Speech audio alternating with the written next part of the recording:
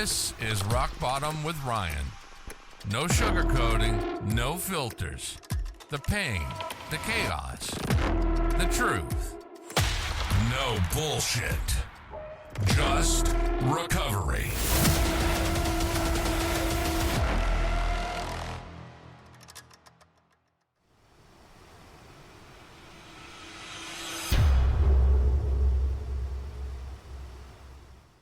Hey everyone, welcome to the first episode of Rock Bottom with Ryan, a recovery podcast where we leave the sugarcoating at the door.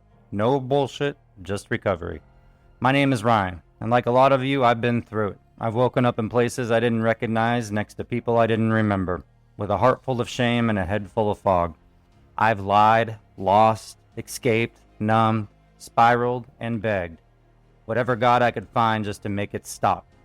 And yet here I am, still breathing, still healing, and finally telling the truth. This podcast is not a lecture.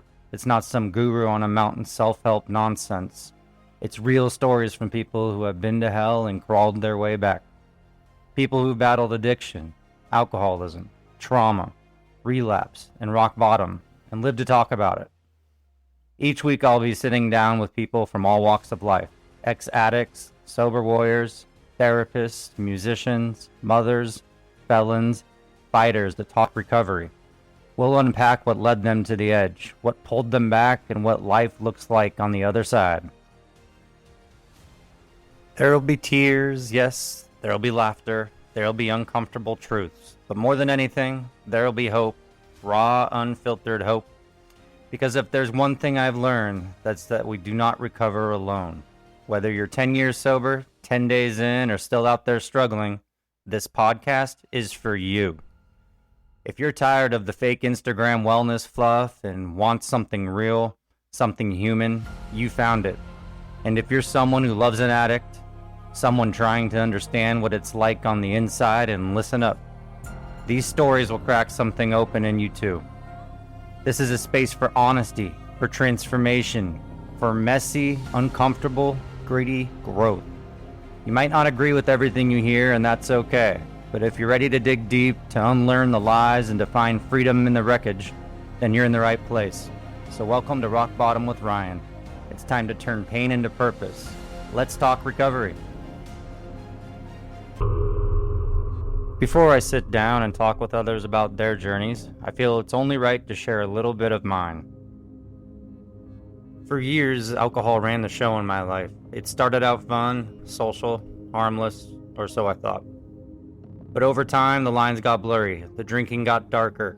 I hurt people I cared about. I lied. I isolated. I lost things that really mattered. And at some point, I stopped recognizing myself. I hit a point where the pain of staying the same became greater than the fear of changing. And that's when the journey began. Not just getting sober, but relearning how to live. Relearning how to show up, how to feel things without numbing them, how to rebuild trust, starting with myself. This podcast was born from that place, not perfection, not even stability at first, just a hunger for something real, a space where people can speak truthfully about the chaos, the wreckage, the healing, and the freedom that comes from walking through it. Each episode going forward, I'll be talking with people who've faced their own rock bottoms, whether it's about addiction, trauma, or life imploding in some other way, and who found a way out. So here's my story, and these are the stories of many. Thanks for being here. Let's go. So my drinking didn't start until college. When I was in high school, I only drank 2 different times, and that was a 40 ounce of Old English malt liquor. So not the best stuff, but that was obviously not a good reason enough for me to keep drinking. So I was more into sports, and I got pretty good grades, and still socialized and all. It's just drinking never really did anything for me. And I had grown up around quite a bit of alcohol on my mother's side, and I had friends, family, and other people I was associated with who drank. And that kind of kept me from wanting to drink like a lot of other people did in high school. But I went off to college is sort of where it started.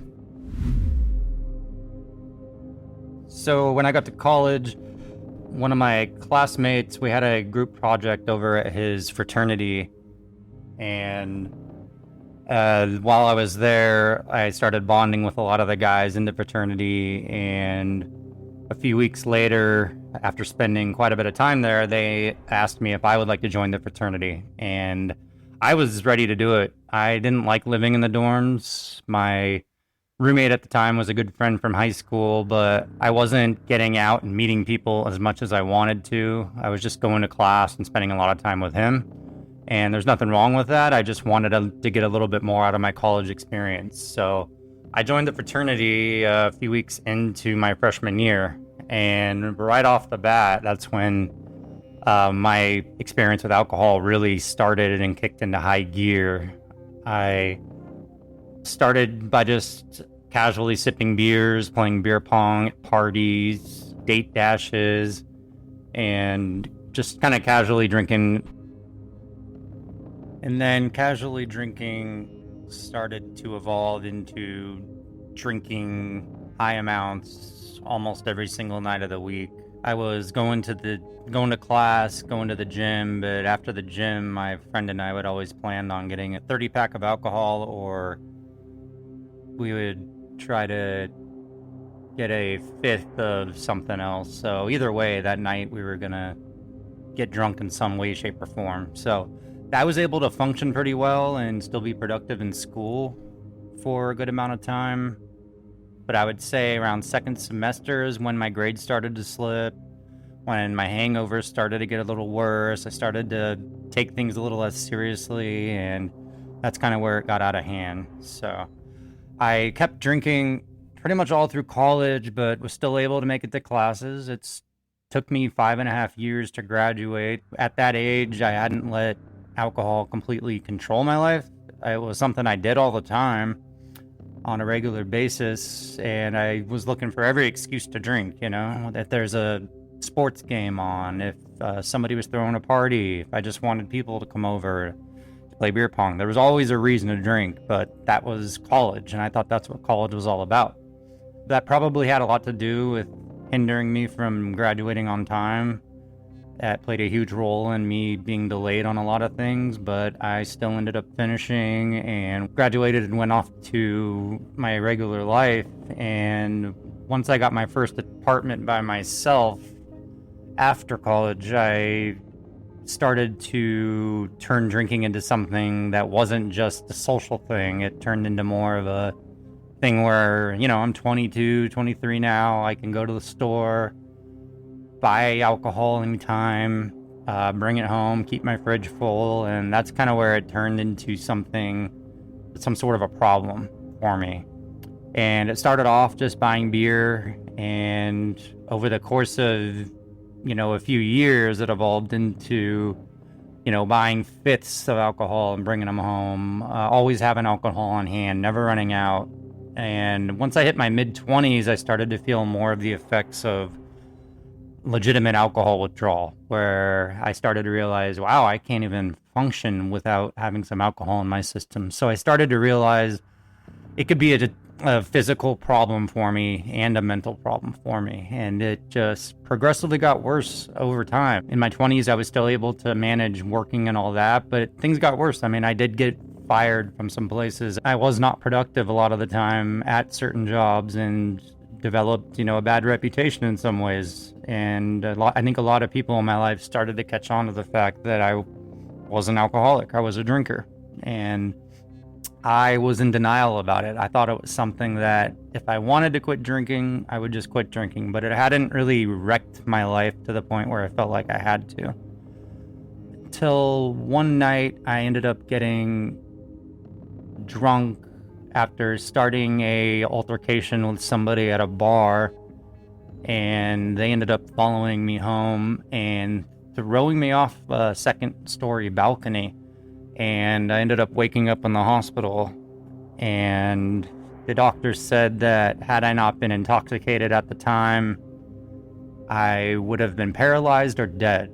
So that was the only time I can say alcohol played a role in keeping me alive, only because my body was limp when I was thrown off the balcony. And I had a lot of injuries. My face was unrecognizable, and it took me weeks to fully recover and look like myself. And that was a big wake-up call for me. And when I recovered from that, I would say I was about 27 years old. When I recovered from that, I immediately went back to drinking. And my cocaine use, which was something that was more of a party recreational habit for me, usually just going out and doing it on special occasions, I started buying, selling it, and having it become a big part of my life for, I would say, about another 5-6 years after that. But my drinking was out of control at this point after that injury,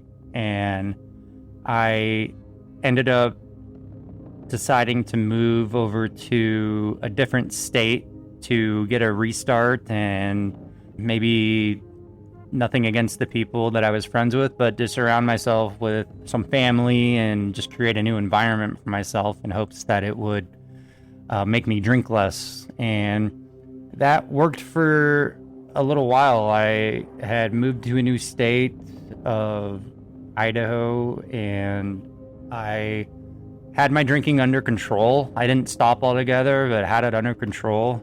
I thought, because I was waking up and holding a steady job with a good company, and I was in really good shape, and I was getting into relationships, and I thought I had a good head on my shoulders. I was getting to the point where I was buying boxes of wine.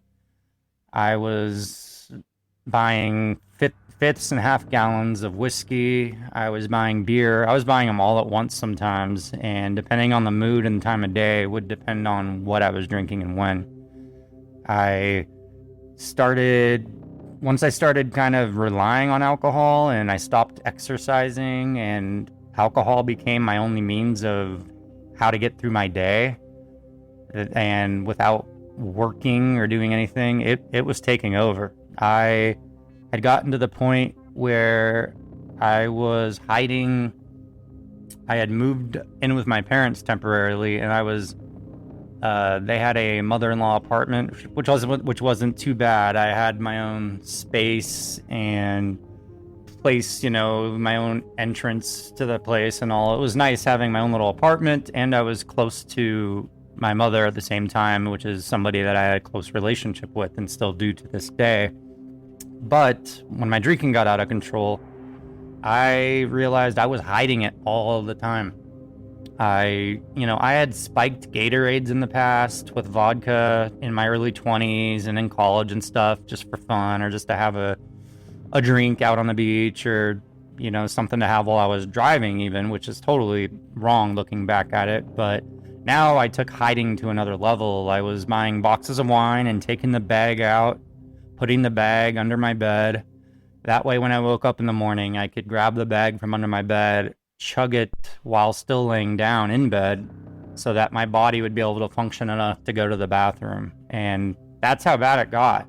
And I would hide liquor under the seat in my car so that it was convenient to have, so that I would have something in case I was going into a social situation, or because I was too nervous to go to the grocery store or anything. I mean, my anxiety was through the roof during this period. It just kept getting worse and worse and worse.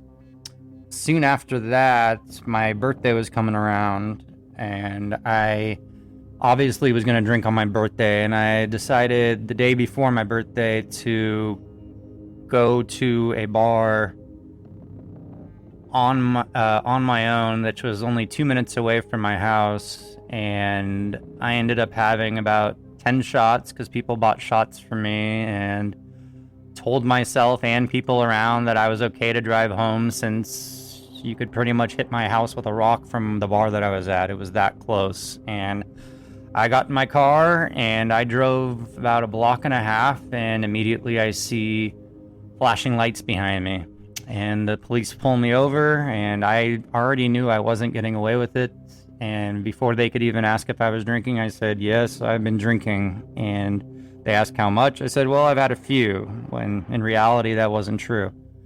And they went through the field sobriety tests, gave me a breathalyzer, and I blew a .34. So they charged me with excessive DUI.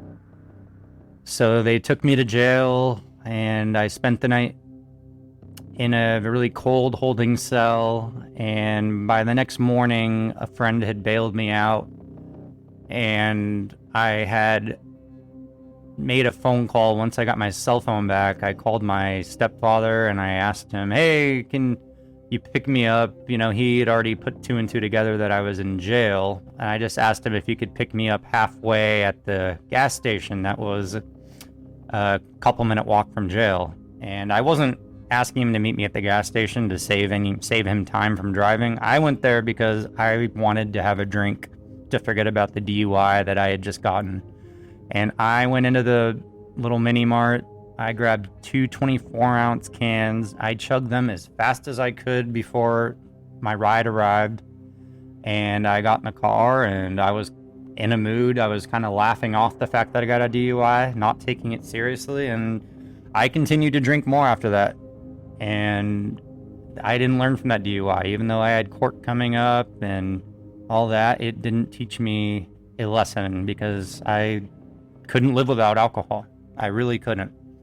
So months later, you know, while I was on probation, license was suspended. My drinking had reached a extremely dark place. I stopped being able to function. I was spending every day in bed. I couldn't. I wasn't feeling well, and I understood that. So I, one night, after drinking all day, probably went through a box of wine, probably a fifth of whiskey, probably some beers as well. I blacked out and I started texting some of my family and friends really dark things, you know, like things that I would say be suicidal ideation or something. And I wasn't planning to commit suicide or do anything crazy, but my mind was in such a dark place that I didn't know what was happening to me. I didn't know what I was capable of. I just knew I hated myself and I hated what I had become. I knew what my potential was, and I knew where I was when I was at my best, and I hated who I'd become. So I sent them all these messages while I was drunk, and one of my friends decided to call the police and have them do a wellness check on me, and they did. And at 2 a.m. one morning while I'm blacked out, I guess the police showed up and came into our house and told me they think it's best they take me to the hospital because I was way too drunk. My BAC was too high. It could be dangerous. So they took me to the hospital, and I spent a few days in detox, and they came in, you know, the people came in trying to convince me to go to rehab. And I didn't share all this with my family and a lot of people. I just spent a few days in that hospital, lonely, shaking, going through withdrawals. I could hardly hold a cup up to my lips. You know, I couldn't do anything. I could hardly go to the bathroom without shaking, and it was hell. And you know, so after I got out of the hospital, with the understanding that I wasn't going to drink anymore, and I didn't for a couple of weeks, but I'm capable of drinking and having it under control because I have done that before. I've had my drinking under control before. So I started drinking lightly again while I was exercising and taking care of myself, and it was going to go really well if I had my drinking under control. So I started looking for jobs and stuff like that, and nothing really stuck. I never got, you know, I had interviews, but never ended up getting a job. And I think a lot of that had to do with the DUI recently on my record and all that, and that was preventing me from getting a job. So I got depressed, and staying home feeling like a bum, I started my drinking again. And I didn't intentionally get to where it was really bad right away. Like, I didn't want that to happen, but it just progressed, you know, without me even realizing it. It started 3 drinks a day was fine to I needed 15 to 20 or more drinks per day just to get through the day. And I was waking up, chugging alcohol, going back to sleep, waking up, shaking, chugging more alcohol, going back to sleep. I was not present. I was not there. I was not healthy. I hated my life. I was giving up on myself. And I told myself every morning, today is my last day. I'm going to quit. I'm going to quit. And it never happened. And it kept getting worse. And I accepted the fact that I was a wreck. So one night, the night before I was going to leave, I was sitting in the dark around 4 a.m. drinking. And I told myself, you know what? I'm going to start now. And my way of always trying to get into a good routine is running. Running to this day is one of the best things that I've ever made a habit in my life. And I love it to this day. It's so healthy and good for the mind. So I told myself that night in my blackout, I'm going to go running. So I went for a jog after drinking all day and night. Went for a jog around this loop that I had been taking around the neighborhood. And one part of it requires you running down some stairs. And I started running, and I had already been losing my vision from this infection I was having in one of my eyes that I hadn't addressed at the time. But since I had been drinking, I had been had this infection in my eye, and it kept progressing, and I was going blind in one eye. So I think that's had something to do with this accident as well. So I was going on this run and was running down these concrete stairs. I think there was about 12 stairs on this staircase outside of a high school, and I ended up running down it and collapsed about halfway down. I vaguely remember it, but I didn't realize how many injuries I had. I just felt some blood coming out of my nose, so I stumbled back home, went and laid in the bed and put a rag over my face and said, all right, well, I'm gonna go to sleep. I just have a bloody nose. I am an idiot for trying to run when I was drinking. And a few hours later, walks into the bedroom and just freaked out and screamed and said, oh my God, I'm calling 911. And I had no idea why. I disoriented. I stood up and went to the bathroom and looked in the mirror, and I am covered in blood. My face is bloody. My eye is practically hanging out of my head. It's black eyes, blood everywhere. My front teeth are missing. My chin has a gash in it that required stitches. My lip is split in half, which required stitches. All these things. I could hardly recognize myself. And I looked in the mirror that day and I agreed. I said, okay, I need to go to the hospital. So the ambulance came. They took me to the local hospital, which was in this small town in Washington, and they couldn't handle the injuries that I sustained. They had to call and airlift me via helicopter to a hospital in a bigger city nearby.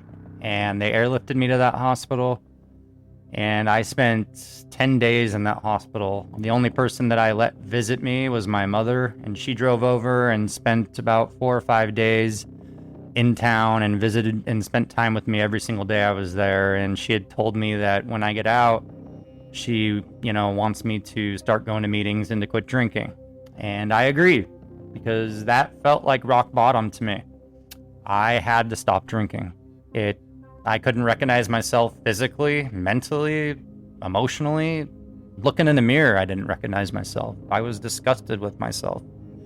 So I agreed that once I healed up from my injuries, I would start getting into, a program and a routine of going to meetings. And I started going to meetings, and that really, really helped. And I embraced everything I was learning in these meetings, and I was making new friends that were sober, and I saw that it was possible to live a life sober, and I was really happy about it. And I felt like it was picking me up out of that rock bottom, which that rock bottom was drinking myself to the point where I was falling downstairs and I couldn't even do the thing I loved, which was running. So going to these meetings was really helpful, and the relationships I built were really helpful, and they kept me sober for 3 months until my birthday came around again. And I convinced myself that I could handle drinking again. I really thought I could drink like a normal person, which wasn't possible. I spent about 2 weeks, even while going to these meetings, secretly planning on sipping some wine at some point around the time of my birthday. And once my birthday came around, I decided not to drink, and the 4th of July came around soon after, and I did not drink. But about a week later, I decided to finally give in. I realized I was not drinking and I was going to these meetings, but I wasn't really practicing or changing a lot about my thoughts, and I wasn't working through any traumas that I was trying to mask in the first place and trying to numb. I wasn't really working through any of my issues. I wasn't seeking therapy. I wasn't doing anything about it. I was still lying to myself even though I wasn't drinking. So eventually I did give in after 3 months of sobriety, and there was no starting point or gradual progress. It really just picked off right away, it picked up right where I left off. It really picked up right where I left off, to the point where I was already hiding it. I was already putting wine in water bottles and putting them in my shaving kit. And I was putting wine in water bottles and hiding them behind my seat in the car, just so I always had it on hand. I went to some social events and was completely blacked out, hardly remember a thing. And the people I went with told me later that I was just not mentally present the whole time. I didn't do anything stupid apparently, but I was not mentally present.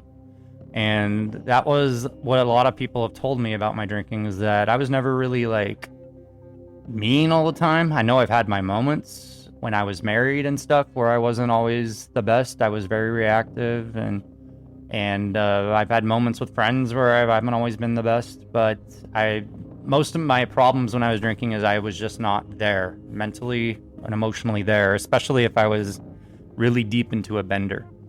So after this 3 months of sobriety and this relapse took me way into a darker place, to the point where I was having seizures. I was drinking even before I'd go to these meetings because I wanted to still stop drinking, and I was so disappointed in myself, but I still wanted to do whatever I could to learn how to stop drinking altogether, but it wasn't enough. And the nights got darker, and it got to the point where I started keeping my phone on silent. I started becoming a recluse, and for about, I think, 3 weeks to a month, I think this relapse lasted about 2.5 months, but for the final 3 weeks, it was at the worst of all rock bottoms I had ever been in. I have drank myself into the hospital 4 or 5 times, but this was the worst. And one morning, I finally decided, I was trying to take a shower for the first time in a week, and I finally decided I need to go to the hospital. So I reached out to someone and had them give me a ride to the hospital. And as soon as I got there, I told them that I was having seizures. And at first I wanted to deny that it had anything to do with alcohol. I just said I was having seizures and I had no idea. But I think that was because I didn't want anybody to know that I had been sober for 3 months and drank myself back into the hospital. And I was really self-conscious about that and really reluctant to share that. But once I admitted that, and they decided that they should keep me in detox and keep me there for 5 or 6 days, I was visited by a lady who worked at the school that I went to elementary school, and she had recognized my name on the hospital list of patients, and she worked at the hospital now, and she was the person who worked for her church, and she would generally, talk to people before they passed away or something of that sort. And she came in and said, Ryan, I haven't seen you since you were a kid, and I'm really sorry to see you in this position.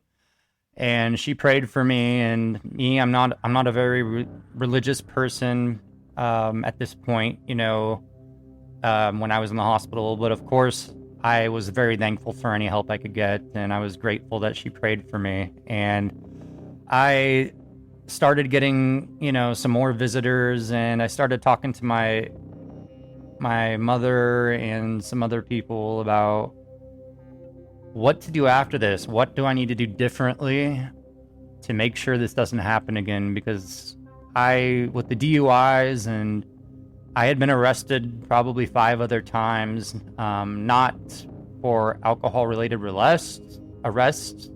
They were not alcohol-related arrests, but there was alcohol involved in every arrest, whether it had been getting into a fight, destruction of property, things like that I was arrested for. They all had to do with, I was probably drinking at the time. So I was tired of all this. So I wanted to tell myself when I got out of the hospital this time, something was going to change. And I came to the conclusion that the only way it's going to change this time is if I do go to treatment. And I swore to myself for years that I would never go to treatment. I didn't think less of people that had been to treatment. I've had family members go, I've had friends go, but I just didn't see how going to treatment would do anything for me. But I agreed to go. I insisted on going. And my mother reminded me that a couple of weeks prior to going to the hospital, I was blacked out, and I had told her that I'm sorry, but I am drinking again, and I do want to go to treatment. And I don't remember saying that, but she'd brought that up while I was in the hospital this time. And I said, okay, I'll go. I got on the phone with the help of a few people in my life that were very supportive, and we arranged a time and a place for me to go when I got out of the hospital. And so I got out of the hospital about a week later and had about a 2-week gap in between. And in that 2-week gap, I spent a lot of time walking, talking to doctors, talking to the treatment center that I was going to go to, and just dreading going, but knowing it's what I had to do. And the hospital had me on medication to keep me from wanting to drink, to help with the DTs and withdrawals, which was helpful. And by the time it was time to go to treatment, a couple weeks later, I went without fighting back. I knew I had agreed to it, and I knew it was a blessing to be able to go, that I would have this opportunity to finally change. I didn't know how it would help, but I figured I would trust and try something different, since nothing in my 19 years of drinking has really stopped me or kept me from drinking altogether. And this time, I do want to stop altogether. So I went to treatment, and the first week was miserable. I was trying to use my phone calls to get people to send an Uber for me to get out of there. And nobody would, send an Uber. Nobody would get me picked up. I was still a head case at that time. I was still losing my mind, and I didn't want to be around a bunch of people that were going through addictions to things like fentanyl and methamphetamine and all that. But I realized after a couple of weeks that we're all in the same boat when it comes to it. Alcoholism, addiction, I realized I needed to be around those people. I needed that support, and everything I learned in treatment was necessary.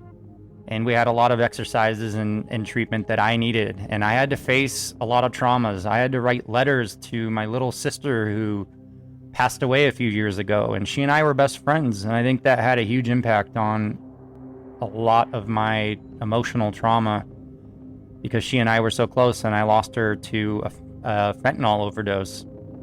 And I had to deal with that in treatment. So made a lot of good friends. I got comfortable in my own skin in treatment. I got comfortable talking about my emotions, talking about my problems.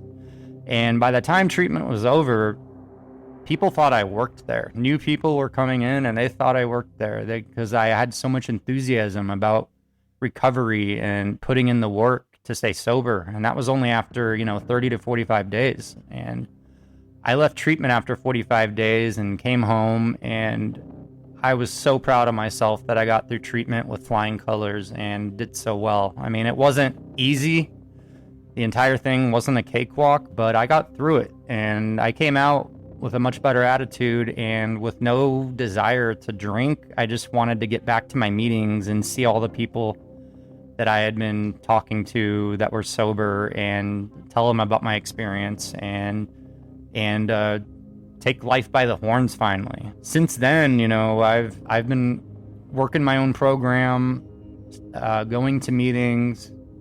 You know, I've had a lot of obstacles come up in between now and then, but falling down the stairs that night was my rock bottom, and getting sober for 3 months and seeing that I was capable of being sober and then falling back into it was another rock bottom that was really hard for me to deal with. I knew that there was no way I was ever going to be a normal drinker. Seriously, my brain was not going to allow me to have a few drinks and just put them down and be able to be a functional human being and contribute to society. Since then, I've been doing my best to stick to a healthy routine and talk and associate with like-minded people who have my best interests, and I have a lot in common with, and I still talk to friends that still drink and all that, but I just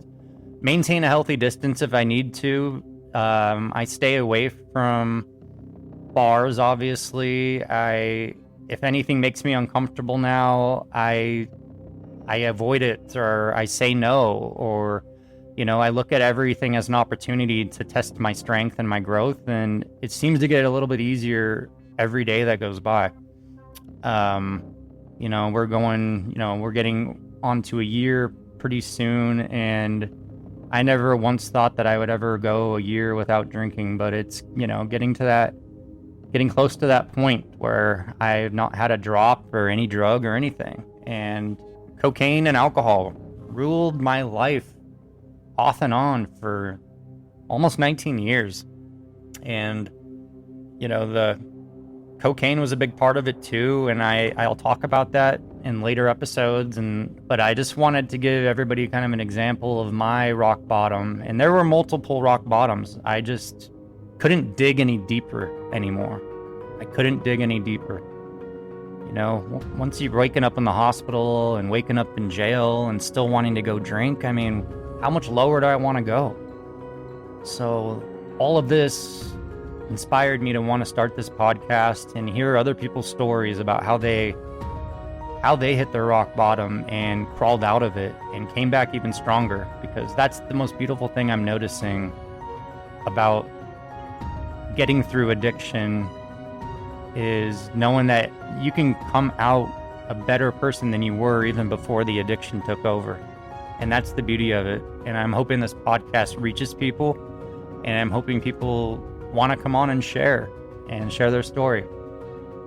And I hope this podcast makes a difference. Thank you so much for listening, and I hope you enjoy further episodes. Have a great day, and I'll be telling more details about my story throughout the show as time goes on, but that is my rock bottom. Thank you.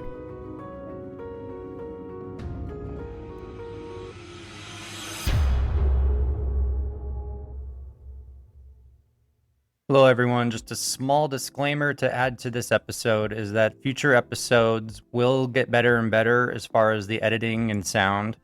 Otherwise, the episodes 4, 5, and beyond, they are improved. So thank you for being patient with me and understanding that I am trying to become the best podcaster I can and do my best to reach out to others and help as much as possible. Thank you so much.